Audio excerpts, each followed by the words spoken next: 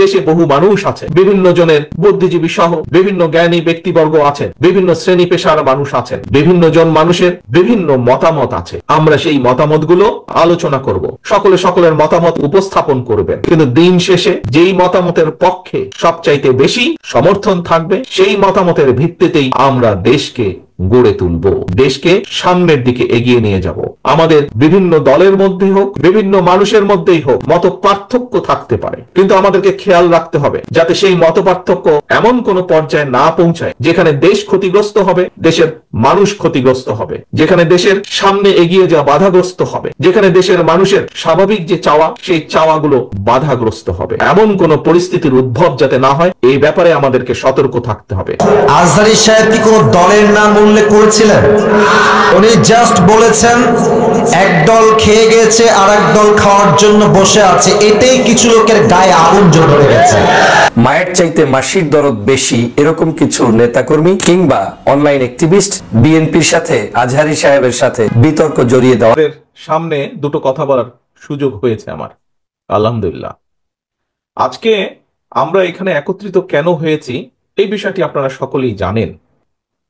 গত 16 বছরে যেই স্বৈরাচার বাংলাদেশ থেকে পালিয়ে গিয়েছে গত অগস্ট মাসের 5 তারিখে, সেই স্বৈরাচার গত 16 বছরে সারা বাংলাদেশে লক্ষ লক্ষ পরিবারকে নির্যাতিত করেছে। শুধুমাত্র পালিয়ে যাবার কদিন আগেও, পালিয়ে যাবার 1 সপ্তাহ আগেও থেকেও সেই পলাতক স্বৈরাচার প্রায় 2000-এর মতন মানুষকে হত্যা করেছে। পালিয়ে যাবার কয়েকদিন আগেও ক্ষমতা ধরে রাখতে প্রায় 30,000-এর কাছাকাছি মানুষকে সে বিভিন্নভাবে জখম করেছে, বিভিন্নভাবে নির্যাতন করেছে।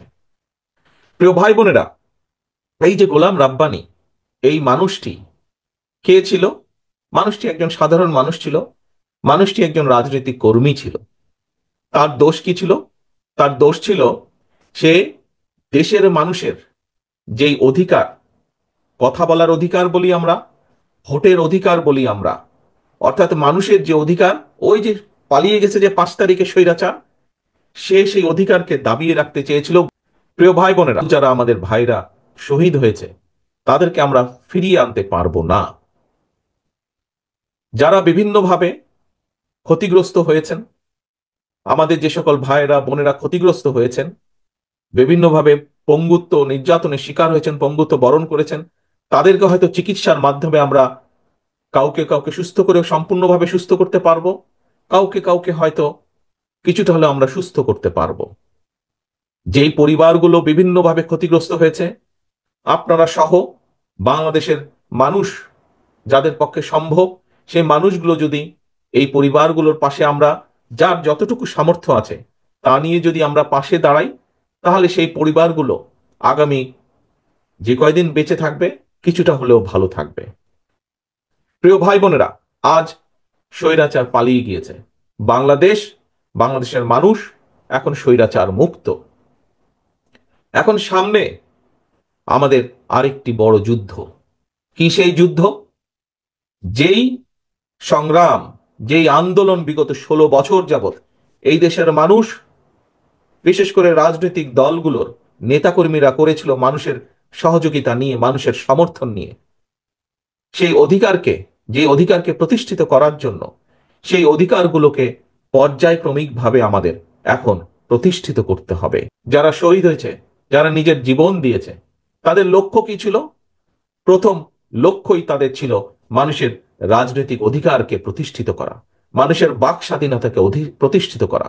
কারণ খুব সহজ কথায় যদি আমরা বলি, এই যে মানুষগুলো আপনারা এখানে যারা বসে আছেন অথবা দাঁড়িয়েছেন, যারা এই আজকের এই সমাবেশে উপস্থিত হয়েছেন, বিভিন্ন কথা শুনেছেন, প্রত্যেকটি মানুষের বিভিন্ন বিষয় আছে। কেউ এখানে কৃষক আছেন, কেউ এখানে ছাত্র আছেন, কেউ এখানে বিভিন্ন পেশার শ্রমিক আছেন, প্রত্যেকটি মানুষেরই বিভিন্ন বিষয় আছেন। এখন এই মানুষগুলোর বিভিন্ন রকম বিষয়ের মধ্যে বিভিন্ন রকম সমস্যা আছে। এই সমস্যাগুলো, বেকার আছেন, বহু শিক্ষিত বেকার হয়তো এখানে বসে আছেন, আপনাদের কর্মসংস্থান দরকার, বহু কৃষক আছেন, কৃষির বিভিন্ন সমস্যা আছে, পানির সমস্যা, বিদ্যুতের সমস্যা, বিভিন্ন রকম সমস্যা আছে। সেই সমস্যাগুলোর সমাধান প্রয়োজন। প্রাইমারি স্কুলের শিক্ষক বা হাই স্কুলের শিক্ষক আছেন, শিক্ষকদের বিভিন্ন সমস্যা আছে, হয়তো বেতন সমস্যা আছে, স্কুলের চাল ভাঙা সমস্যা আছে, সেগুলো ঠিক করা প্রয়োজন। ছাত্র ছাত্রীরা আছেন, তাদের বিভিন্ন শিক্ষার উপকরণ সহ বিভিন্ন বিষয় আছে যেগুলো সমস্যার সমাধান করা প্রয়োজন। সামগ্রিকভাবে এলাকার মানুষের বিভিন্ন রকম অসুবিধা সুবিধা থাকতে পারে। এই সুবিধা অসুবিধাগুলোকে দূর করতে হবে আমাদের, এবং এই সমস্যার যদি সমাধান করতে হয়, কৃষকের সমস্যার সমাধান যদি করতে হয়, অথবা সমস্যা অন্তত কমিয়ে আনার উদ্যোগ যদি গ্রহণ করতে হয়, শিক্ষার যদি সমস্যা কমিয়ে আনার উদ্যোগ গ্রহণ করতে হয়, এই যে এতগুলো মানুষ আপনার এখানে আজকে উপস্থিত হয়েছেন, প্রত্যেকটা মানুষেরই স্বাস্থ্য সংক্রান্ত বিষয় একটি আছে, গুরুত্বপূর্ণ বিষয় জীবনের।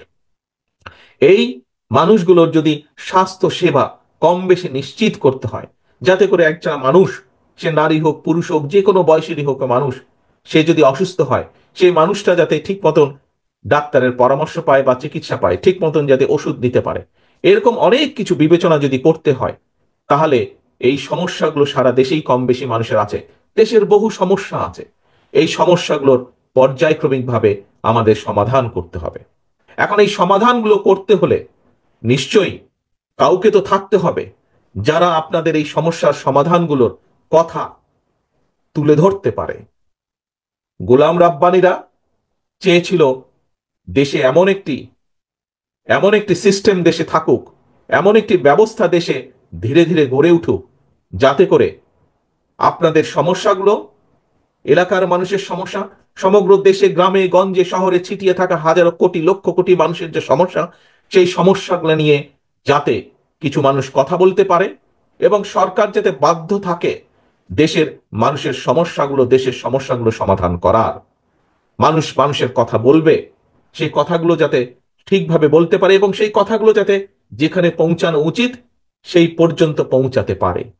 এই ব্যবস্থাটাই গোলাম রব্বানী সহ আরো হাজারো মানুষ যাদেরকে হত্যা করা হয়েছে, গোলাম রব্বানী সহ, গোলাম রব্বানীর পরিবার সহ আরো লক্ষ লক্ষ পরিবার যারা নির্যাতিত হয়েছে, সেই পরিবারগুলোর সদস্যগুলো, সেই পরিবারগুলো এই ব্যবস্থাটাই নিশ্চিত করতে চেয়েছিল, যাতে আমরা একটা দেশ গড়ে তুলতে পারি, যেই দেশে হয়তো মানুষের অভাব অভিযোগ কিছু দুঃখ কষ্ট থাকবে, কিন্তু সামগ্রিকভাবে সেই দেশের শিক্ষার্থীরা যাতে সঠিকভাবে শিক্ষা পায়।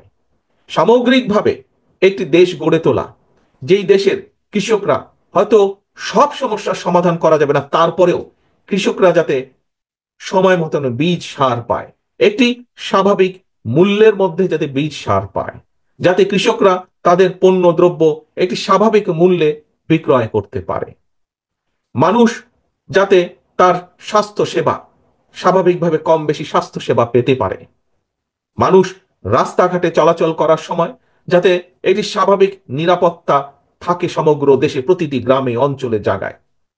এইরকম একটি বাংলাদেশ আমরা গড়ে তুলতে চাই প্রিয় ভাই বোনেরা।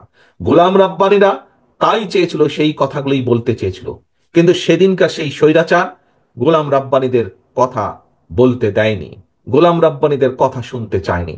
এ কারণেই তারা হাজার হাজার গোলাম রাব্বানীকে হত্যা করেছে, এ কারণেই তারা লক্ষ লক্ষ পরিবারকে নির্যাতিত করেছে। প্রিয় ভাই বোনেরা, আজ সময় এসেছে, পরিবর্তিত হয়েছে অবস্থা। স্বৈরাচার এই দেশ থেকে বিদায় হয়ে গিয়েছে, পালিয়ে গিয়েছে।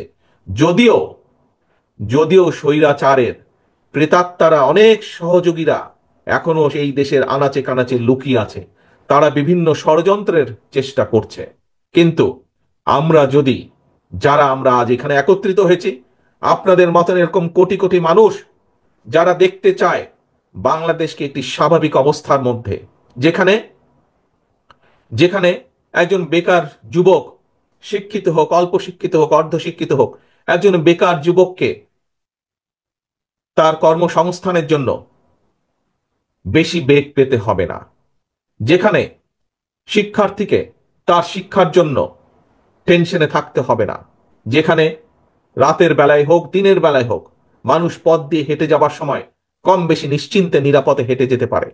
একটি স্বাভাবিক একজন মানুষ, সাধারণ মানুষ নিজের দেশ সম্পর্কে যা চিন্তা করে, যা কল্পনা করে, সেরকম একটি দেশ আমাদেরকে গড়ে তুলতে হবে। সেরকম একটি দেশ আপনারা যদি সকলে একত্রিত থাকেন, আমরা যদি সকলে ঐক্যবদ্ধ থাকি। হ্যাঁ, দেশে বহু মানুষ আছে, বিভিন্ন জনের বুদ্ধিজীবী সহ বিভিন্ন জ্ঞানী ব্যক্তিবর্গ আছেন, বিভিন্ন শ্রেণী পেশার মানুষ আছেন, বিভিন্ন জন মানুষের বিভিন্ন মতামত আছে। আমরা সেই মতামতগুলো আলোচনা করব, সকলে সকলের মতামত উপস্থাপন করবেন, কিন্তু দিন শেষে যেই মতামতের পক্ষে সবচাইতে বেশি সমর্থন থাকবে সেই মতামতের ভিত্তিতেই আমরা দেশকে গড়ে তুলব, দেশকে সামনের দিকে এগিয়ে নিয়ে যাব। আমাদের বিভিন্ন দলের মধ্যে হোক, বিভিন্ন মানুষের মধ্যেই হোক, মত পার্থক্য থাকতে পারে, কিন্তু আমাদেরকে খেয়াল রাখতে হবে যাতে সেই মত পার্থক্য এমন কোনো পর্যায়ে না পৌঁছায় যেখানে দেশ ক্ষতিগ্রস্ত হবে, দেশের মানুষ ক্ষতিগ্রস্ত হবে, যেখানে দেশের সামনে এগিয়ে যাওয়া বাধাগ্রস্ত হবে, যেখানে দেশের মানুষের স্বাভাবিক যে চাওয়া সেই চাওয়াগুলো বাধাগ্রস্ত হবে। এমন কোনো পরিস্থিতির উদ্ভব যাতে না হয়, এই ব্যাপারে আমাদেরকে সতর্ক থাকতে হবে, আমাদেরকে সচেতন থাকতে হবে। আমরা একটি স্বাভাবিক বাংলাদেশ চাই, আমরা একটি নিরাপদ বাংলাদেশ চাই, যেখানে মানুষ মানুষের পাশে দাঁড়াবে, মানুষ মানুষকে সহযোগিতা করবে, যেখানে মানুষের সমস্যার সমাধানের চেষ্টা করা হবে, যেখানে মানুষের সাধারণ মানুষের অভাব অভিযোগ যেগুলো আছে সেগুলো সমাধানের উদ্যোগ গ্রহণ করবে সরকার। এইরকম একটি সরকার আমরা আগামী দিনের বাংলাদেশে গড়ে তুলতে চাই। প্রিয় ভাই বোনেরা, যদি আমাদের এরকম একটি সরকারকে গড়ে তুলতে হয়, যেই সরকার মানুষের বিপদে পাশে দাঁড়াবে, যেই সরকার দেশকে সামনে নিয়ে যাওয়ার জন্য কাজ করবে, তাহলে প্রিয় ভাই বোনেরা, বাংলাদেশের দলমত নির্বিশেষে প্রতিটি সাধারণ মানুষকে এগিয়ে আসতে হবে। এবং সমগ্র পৃথিবীতে আপনারা প্রায় দেখেন, টিভির পর্দায় দেখেন, পত্রপত্রিকায় দেখেন, বিদেশের অনেকগুলো দেশ, এই যে আমি যুক্তরাজ্যে আছি, এই দেশ সহ আরো যেই দেশগুলোকে যাদেরকে আমরা উন্নত দেশ বলি, আমরা জানি যে এইসব দেশের সরকাররা জনগণের জন্য কাজ করে, জনগণের স্বাস্থ্যের জন্য কাজ করে, জনগণের শিক্ষা ব্যবস্থার জন্য কাজ করে, জনগণের নিরাপত্তার জন্য কাজ করে, নারীদের জন্য কাজ করে, শিশুদের জন্য কাজ করে, শ্রমিকদের পাশে দাঁড়ায়, শ্রমিকদের বিপদের সময় কৃষকদের পাশে দাঁড়ায়। এইসব দেশের সরকার একটি প্রক্রিয়ার মাধ্যমে তৈরি হয়। কি সেই প্রক্রিয়া? যেই দেশগুলোর দিকে আমরা তাকিয়ে থেকে আহা, এই দেশগুলো কিভাবে নিজেদের দেশকে গড়ে তুলেছে, এইরকম যেই দেশগুলো আছে সেই দেশগুলোতে একটি প্রক্রিয়া ফলো করা হয়, অনুসরণ করা হয়। সেই প্রক্রিয়াকে বলে নির্বাচন প্রক্রিয়া, গণতান্ত্রিক উপায় নির্বাচন প্রক্রিয়া। প্রিয় ভাই বোনেরা, বাংলাদেশকে যদি আগামী দিনে নিয়ে যেতে হয়, তাহলে অবশ্যই বাংলাদেশকে গণতান্ত্রিক ব্যবস্থার মধ্যে ফিরিয়ে আনতে হবে। সেটি ইউনিয়ন পরিষদের নির্বাচন হোক, সেটি পৌরসভার নির্বাচন হোক, সেটি উপজেলা পর্যায়ের নির্বাচন হোক, সেটি সংসদ পর্যায়ের নির্বাচন হোক, সেটি মসজিদ কমিটির নির্বাচন হোক, সেটি কোনো প্রতিষ্ঠানের নির্বাচন হোক, কিন্তু নির্বাচন প্রক্রিয়ার ভেতরে বাংলাদেশকে ফিরিয়ে আনতে হবে। নির্বাচন প্রক্রিয়ার মধ্যে যদি আমরা বাংলাদেশকে ফিরিয়ে আনতে পারি এবং সেই যে কোনো মূল্যে সেই নির্বাচন প্রক্রিয়াকে আমাদের অব্যাহত রাখতে হবে বছরের পর বছর, যুগের পর যুগ, তাহলেই আমরা এই যে আজকে আমার সামনে এতগুলো মানুষ, এই মানুষগুলোর মধ্যে থেকেই যোগ্য নেতৃত্ব বেরিয়ে আসবে, যোগ্য মানুষ বেরিয়ে আসবে। কেউ বেরিয়ে আসবে ইউনিয়ন পরিষদের মেম্বার অথবা ইউনিয়ন পরিষদের চেয়ারম্যান হিসাবে, কেউ হয়তো বেরিয়ে আসবে পৌরসভার চেয়ারম্যান হিসাবে, কেউ হয়তো বেরিয়ে আসবে উপজেলা চেয়ারম্যান হিসাবে, কেউ হয়তো বেরিয়ে আসবে সংসদ সদস্য হিসাবে, কিন্তু প্রকৃত মানুষের ভোটে যারা বেরিয়ে আসবে নির্বাচনের মাধ্যমে, সেই মানুষগুলো কাজ করবে মানুষের জন্য, সেই মানুষগুলো কথা বলবে তার এলাকার মানুষের জন্য, সেই মানুষগুলো কাজ করবে সামগ্রিকভাবে দেশের মানুষের জন্য, সামগ্রিকভাবে দেশের জন্য। প্রিয় ভাই বোনেরা, আসেন, আমরা আন্দোলন করেছি, সংগ্রাম করেছি, বহু মানুষ আত্মহতি দিয়েছে, এখন হচ্ছে সামনের দিন হচ্ছে দেশ গড়ার পালা। একদল খাইছে আর একদল খাওয়ার জন্য রেডি আছে, এরকম একটি মন্তব্য করেছেন বাংলাদেশের তরুণ প্রজন্মের আইডল, বর্তমান প্রজন্মের সবচাইতে জনপ্রিয় ইসলামিক স্কলার, বাংলাদেশের গণমানুষের হৃদয়ের স্পন্দন শায়েখ ডক্টর মিজানুর রহমান আজহারি। তিনি তার এই বক্তব্যে কোনো দলকে, কোনো ব্যক্তিকে, কোনো গোষ্ঠীকে, কোনো ব্যক্তির নাম উচ্চারণ করে বক্তব্য দেয়নি। তবুও বাংলাদেশ জাতীয়তাবাদী দলের মায়ের চাইতে মাসির দরদ বেশি এরকম কিছু নেতাকর্মী কিংবা অনলাইন অ্যাক্টিভিস্ট তারা এটাকে নিজ দলের কাঁধেই টেনে নিয়ে বিএনপির সাথে, আজহারী সাহেবের সাথে বিতর্ক জড়িয়ে দেওয়ার চেষ্টা করছে। শুধু তাই নয়, বাংলাদেশের সাম্প্রতিক সময়ে আমার কাছে মনে হচ্ছে অতিরঞ্জিত কিছু মানুষ যারা আলেম সমাজ থেকে, ইসলামিক স্কলারদের কাছ থেকে, তথা বাংলাদেশের যারা সত্যিকার গত 16 বছর পর্যন্ত হাসিনার শাসনামলের জুলুমের শিকার ছিলেন, নির্যাতনের শিকার ছিলেন, সেই সকল আলেমদের কাছ থেকে বিএনপিকে সুকৌশলে দূরে রাখার চেষ্টা করছেন। এবং যারা এটা করছেন তারা নিশ্চিত শাহবাগী কিংবা শাহবাগীদের খুব কাছের মানুষ, না হয় পার্শ্ববর্তী দেশ ভারতের স্পষ্ট দালাল। আপনারা জানেন যে বাংলাদেশ জাতীয়তাবাদী দল বাংলাদেশের সবচাইতে জনপ্রিয় সর্ববৃহৎ একটি দল। যত বড় মাথা তত বড় ব্যথা থাকবে, যত বড় দল হবে তত বড় দোষ থাকবে, তাকে নিয়ে আলোচনা হবে, সমালোচনা হবে। কিন্তু প্রত্যেকটি আলোচনা এবং সমালোচনা যদি রিয়্যাক্ট আকারে আবার সেটার উত্তর দেওয়া হয়, প্রতি উত্তর দেওয়া হয়, সেটা নিতান্তই অযোগ্য মানুষরাই এই কাজটি করে। যোগ্য মানুষরা কখনোই কোনো ধরনের ছোটোখাটো মন্তব্যের জন্য কিংবা আমার সমালোচনার জন্য উঠে পড়ে লাগবে না। এবং উঠে পড়ে লাগছেন কার সাথে? যাদের জনপ্রিয়তা বাংলাদেশের সর্বশীর্ষে, যারা বাংলাদেশের সবচাইতে জনপ্রিয় ব্যক্তিত্বই শুধু নয়, বাংলাদেশের মানুষের কাছে, বাংলাদেশের ভাষাভাষী যত দেশ বিদেশে মানুষ রয়েছেন তাদের হৃদয় নিংড়ানো ভালোবাসা পাওয়া ব্যক্তিত্ব, যেমন শায়েখ ডক্টর মিজানুর রহমান আজহারী। আমি তাকে কাছ থেকে দেখেছি।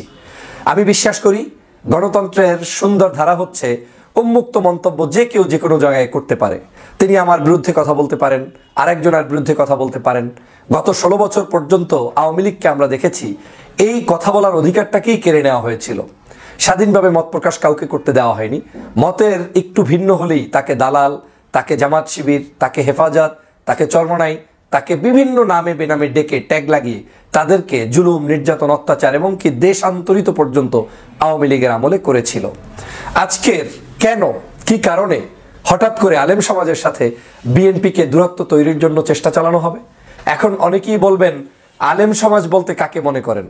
আপনি যদি আলেম সমাজ বলতে শায়েখ আহমদুল্লাহকে আপনার কাছে আলেম না মনে হয়, আজহারী সাহেবকে আলেম না মনে হয়, সাইফুল্লাহ সাহেবকে আলেম না মনে হয়, আপনার এই বর্তমান প্রজন্মের যারা এরকম বড় বড় ইসলামিক স্কলার রয়েছেন, যারা কাজ করছেন, কাজী ইব্রাহিম সাহেবকে যদি আলেম না মনে হয়, পীর মাশায়েখ অনেক ইসলামিক দলের নেতৃবৃন্দ আছেন তাদেরকে আলেম না মনে হয়, চরমনার পীর সাহেবকে আলেম না মনে হয়, হ্যাঁ হেফাজতে ইসলামের মামুনুর সাহেবকে আলেম না মনে হয়, তাহলে এদেশের আলেম বলতে আপনি কাকে মনে করেন? আওয়ামী লীগ এরকমই বাংলাদেশের হক্কানি আলেমদেরকে সম্পূর্ণ ভিন্ন জায়গায় রেখে তারপরে তার সৃষ্টিকৃত কিছু ঢোলবাদ্যওয়ালা, তবলা বাজানো, কিছু নৃত্য করা মঞ্চের উপরে দুই একজন আলেম সৃষ্টি করে বাংলাদেশের যুব সমাজকে কলঙ্কিত করতে চেয়েছিল, যদিও তাদের এখন আর কোনো স্থান এই বাংলাদেশে নেই। কিন্তু বাস্তবিক অর্থ হচ্ছে এদেশের আলেম সমাজ সব সময় সত্য এবং ন্যায়ের পক্ষে চলেছে, ন্যায়সঙ্গত কথা বলেছে। সেই কথাটি অনেক সময় আমার গায়ে পড়তে পারে, আপনার ঘাড়ে পড়তে পারে, যদি আপনি সেটার জন্য অপরাধী হয়ে থাকেন। কিন্তু বিচলিত হওয়ার এই কোনো কারণ নেই যে আলেম সমাজ আপনার বিরোধিতা করছে, বক্তব্যের বিরোধিতা করছে, তার মানে আমাকেও কাউন্টার দিয়ে তার বিরোধিতা করতে হবে, এরকম হওয়ার কোনো সুযোগ কিন্তু নেই প্রিয় বন্ধুরা আমার। তাহলে তারা কারা এই কাজটি করছে?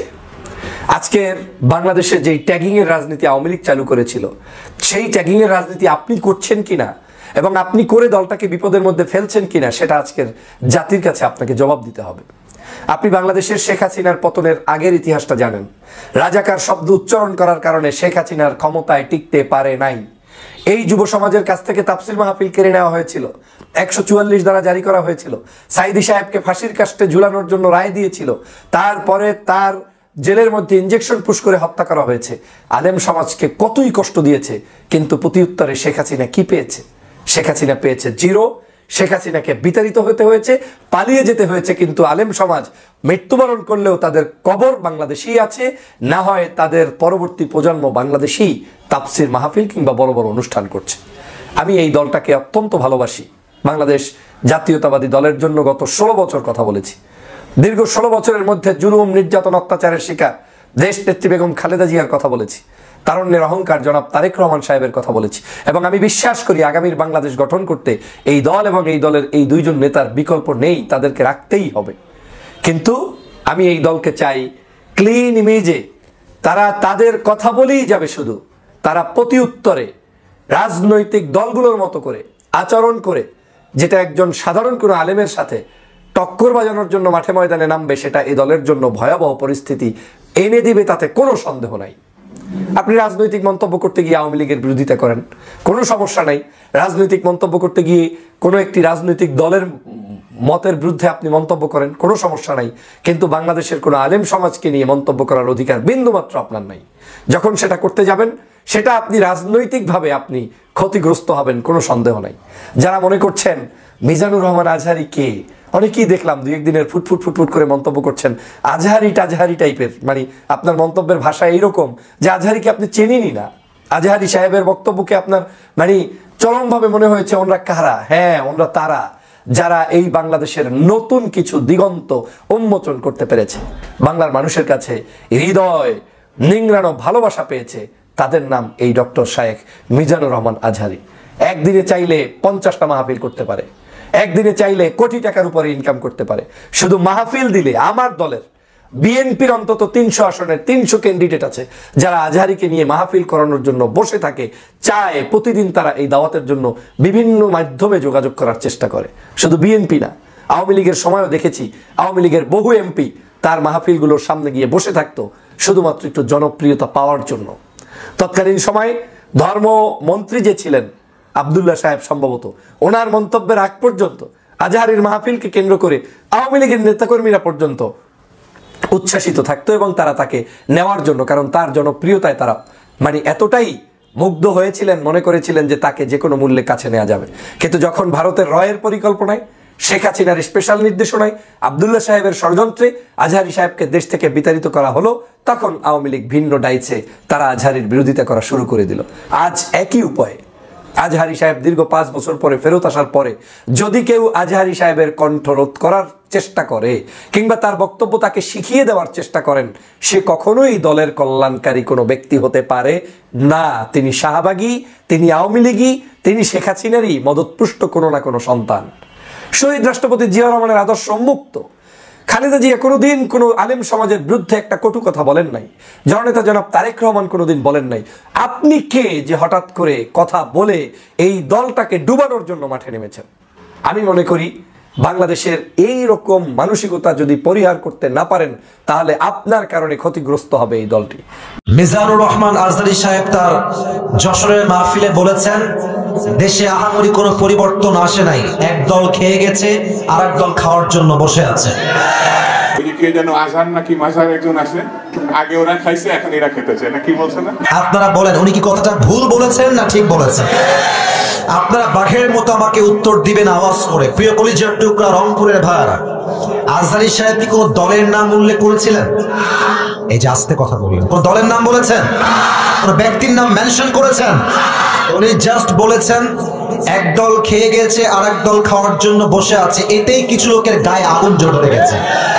আমরা কোন দলের নাম উল্লেখ করি না। আচ্ছা, মনে করেন যে আজহারি সাহেব কোন দলের নাম উল্লেখ করেই ফেলেছেন, কোন দলের নাম এক্স্যাক্টলি মেনশন করেছেন, তো আমাদের কি জনগণ হিসেবে বাক স্বাধীনতা নেই? বলেন সবাই, আছে না নাই? যদি আমাদের বাক স্বাধীনতা কেউ কাটতে চায়, তাদেরকে আওয়ামী লীগের ইতিহাস মনে রাখতে হবে। যুবক ভাইরা, তো আমি দেখলাম একজন নেতা, তার নামটা আমি জাস্ট বলেই ফেলছি, ছোট্ট নাম বলছি, দুদু সাহেব। উনি বললেন কোথাকার কোন আজহারি মাঝহারি মিয়া, আজহারি কি মাঝহারি? এটা কি আপনাদের সস্তা মনে হয়? আজহারি এই যে এটা হচ্ছে বাংলাদেশের ব্র্যান্ডের নাম। যুবক ভাইরা, আচ্ছা আপনি বলেন, এই যে একজন নেতা, দলের নেতা একজন আলেমকে বলছে আজহারি মাঝহারি কোথাকার কে, এটাই প্রমাণ যে সে মানুষটা শিক্ষিত হতে পারে না। একজন শিক্ষিত মানুষ আলেমকে কথা বলবে পরিপূর্ণ শ্রদ্ধার সাথে, সম্মানের সাথে। রংপুরের ভাইরা আমার, আচ্ছা আপনি আমাকে বুঝায় বলেন, মনে করেন যে আজহারি সাহেব কোন একটা কথা ভুলই বলেছেন, আমরা কারো অন্ধভক্ত নই, আমরা অন্ধভক্ত নই, ভুল হলে ভুল, ঠিক আছে, আপনি দ্বিমত পোষণ করবেন, এটা একটা আদব আছে, সম্মান আছে। আপনি বলবেন যে আমাদের সকলের প্রিয় মিজানুর রহমান আজহারি সাহেবের কথা বলেছেন, আমার মনে হয় ব্যাপারটা এরকম না হয়, এরকম হলে আরো ভালো হতো। আপনি রেসপেক্ট দিয়ে বলেন। আপনি যখন আজহারিকে মাঝহারি বলে গালি দেন, কলিজার টুকরা চোখ দিয়ে রক্তক্ষরণ শুরু হয়ে যায়। যুবক, তবে হ্যাঁ, একজন বললেন যে আজহারি সাহেবকে, আসেন আপনি রাজনীতির নাম লেখান, আপনি রাজনীতি করেন, আপনি ওই দলে যান, সেই দলে যান, যশোরের মাহফিল আপনার ইউটিউবে আজকে সার্চ দিবেন, জুম করবেন যশোরের মাহফিলটা, ড্রোন ফুটেজ বা পেছনের ফুটেজ, দেখবেন যত মাহফিলে অডিয়েন্স এসেছে 95 যুবক ভাইরা সেই মাহফিলে এসেছে। তো সবাই কি জামাত ইসলাম? তারা সবাই কি শিবির নাকি? তারা মিয়া, ঘোল খাওয়াই লাভ নাই, এইসব ঘোল আর বাংলার মানুষ খাবে না যুবক ভাই। জামাত ইসলাম নয়, বিএনপির লোকরাও আজহারকে কলিজা থেকে ভালোবাসে যুবক ভাইরা। ওই যে যশোরের মাহফিল, আওয়ামী লীগও ছিল, বিএনপিও ছিল, যুবকও ছিল, মায়েরাও ছিল, বোনেরাও ছিল। অতএব আমাদের ভালোবাসা দলের জন্য নয়, জামাতের জন্য নয়, কোনো ব্যক্তির জন্য নয়, আমাদের ভালোবাসা একমাত্র কোরআনের ভালোবাসা, একমাত্র আল্লাহর জন্য ভালোবাসা এটা। আচ্ছা, যেই দলগুলো এভাবে আজহারকে কটাক্ষ করছেন, এই যে 20 লাখ মানুষের সামনে কটাক্ষ করলেন, ওখানে কি সবাই আজহারের ভক্ত না? তো আপনি যে গালিটা দিলেন, যার বুকে আপনি আঘাত দিলেন, আচ্ছা ভাবেন যে আজহারী সাহেবকে আমি ভালোবাসি, কথার কথা, তো আমার ভালোবাসার মানুষকে যে গালি দিবে, আমি কি তাকে আর ভোট দিব নাকি? কথা বলেন, ভোট দিব নাকি? আপনি আমাকে সম্মান করবেন, আমার ভালোবাসার মানুষকে সম্মান করবেন, আপনাকে আমি স্যালুট জানাবো যুবক ভাই, ঠিক বলে।